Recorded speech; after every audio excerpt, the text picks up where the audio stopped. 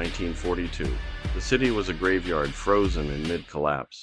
Buildings had been reduced to skeletons, streets were impassable rubble, and a wind so bitter it could peel flesh from bone swept through the broken avenues. Soviet medics were running themselves ragged, moving from one crater to another, trying to patch the living and sometimes the almost dead. That's when they began to notice her. They called her the Black Nurse.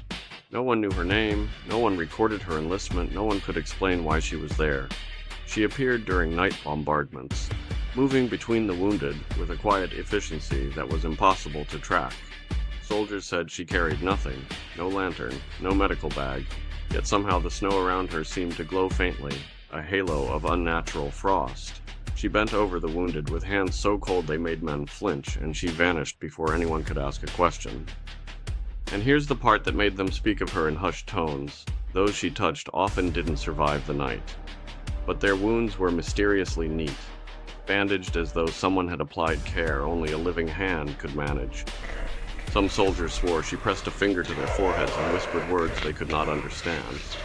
Others said she simply looked at them, and in that glance a comprehension of death so profound it left them shaking. Commanders and medics dismissed it as exhaustion or the psychological strain of a city under siege. Men in the trenches grumbled about hallucinations, but eyewitnesses were unanimous.